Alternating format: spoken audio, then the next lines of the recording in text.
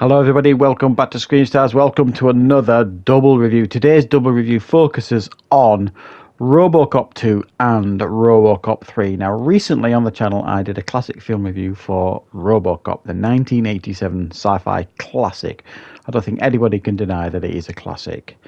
Well, that film got two sequels, Robocop 2 and Robocop 3. It also got a TV show that didn't last very long, and I'll be honest, I haven't seen the TV show. And I did mention briefly in my review, classic review, that there was obviously the remake that came out 2013, something like that. But this double review is going to focus primarily on Robocop 2 and Robocop 3. Two films that, honestly, I have seen, but I hadn't seen for a long time until I rewatched them to prepare for these reviews. So I hope you enjoy checking out this double review, guys, and thank you very much for watching. Let's step outside. You're obsolete!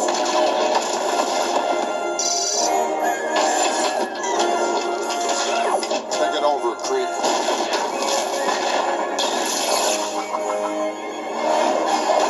Behave yourselves!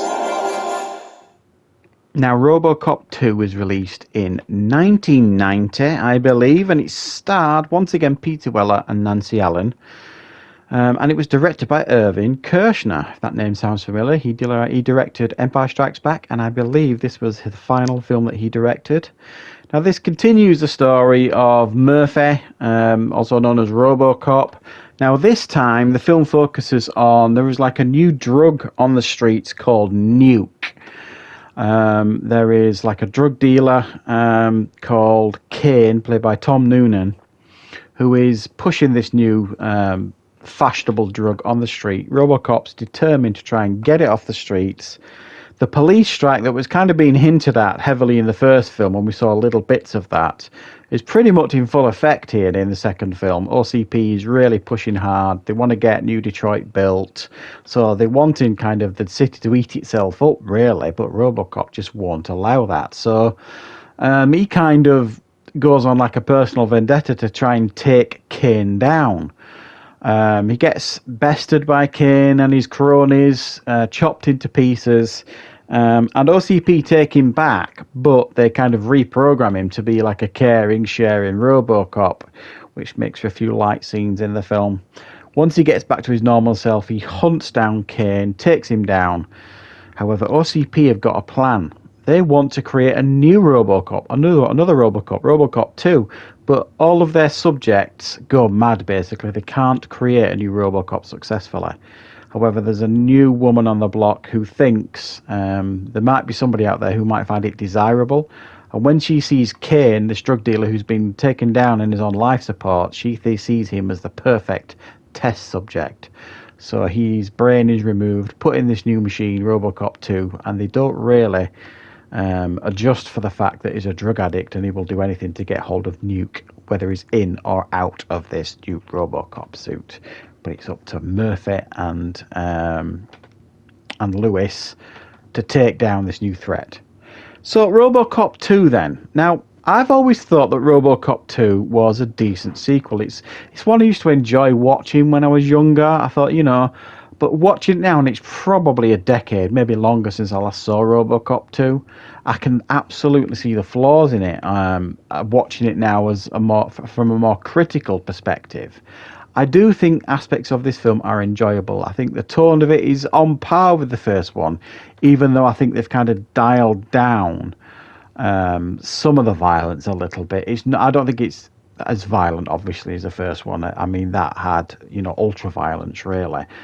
But it was certainly, I think, aspects of this film were really enjoyable. I thought the way they handled that scene with him having to reject his wife, basically, when she finds out that he's still alive and he's inside Robocop. There's a really good scene at the beginning of the film where she confronts him and he basically says, "I don't know who you are."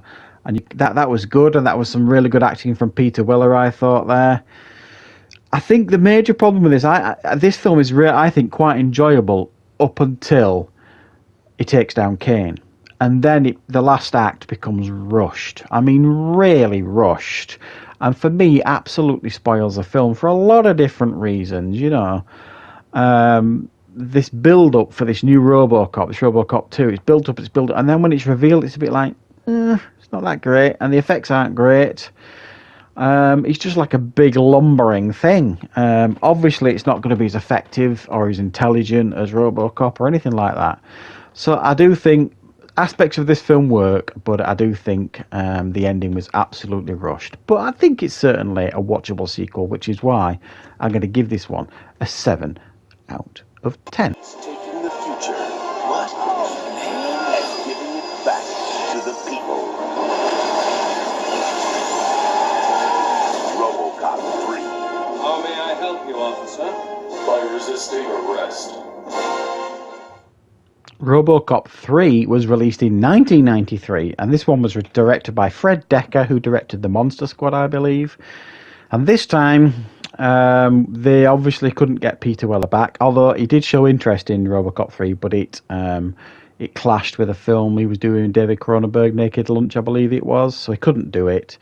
So they had to bring on board a new actor to play Robocop, and this time they got Robert John Burke to play Robocop. Nancy Allen makes a return.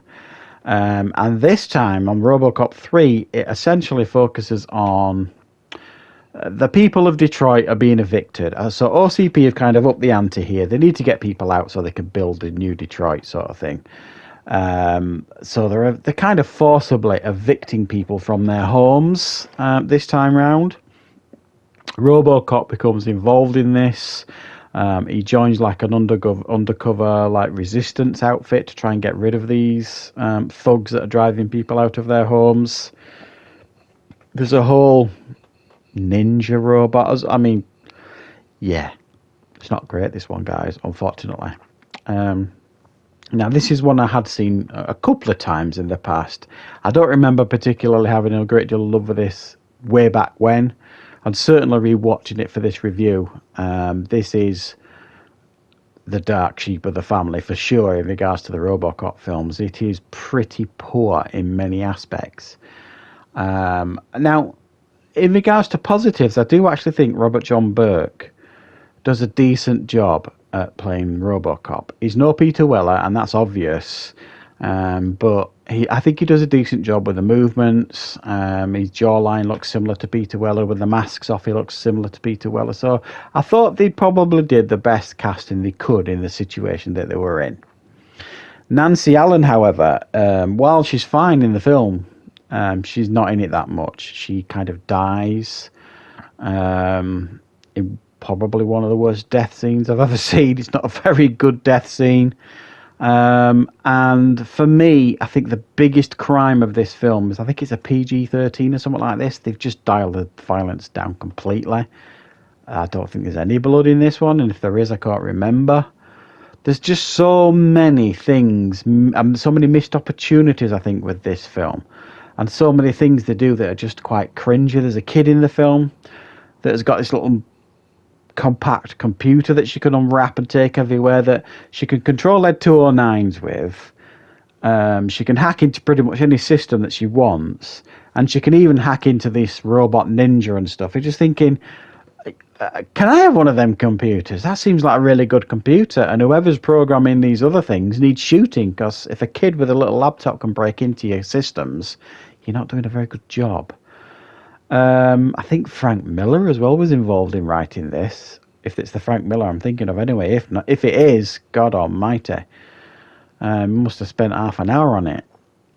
The effects, I think, are pretty poor this time round. Obviously a massive reduction in the budget, I think.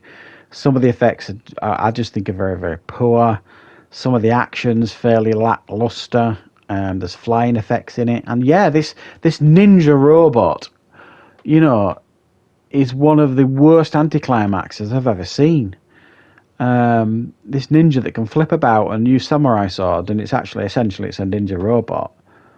And Robocop, who can't, you know, reflexes of, you know, a bus, really, in comparison to this ninja, still manages to take this ninja out. And you're just kind of thinking, what is going on? So, yeah, it's not a film, really, that belongs, I think, anywhere near the first two films. Obviously, the second one is not as good as the first one, and the first one's a masterpiece. But in wherever this one sits in the Robocop, this probably is more in line with the TV show that came, because I know that was toned down quite a lot as well, I believe. So yeah, Robocop 2 is definitely not worth checking out. I'm going to give this one a 4.5 out of 10. It's just not very good at all. So I hope you enjoyed this double review for Robocop 1 and Robocop 2. Don't forget to join me back on the channel for plenty more reviews and content very, very soon.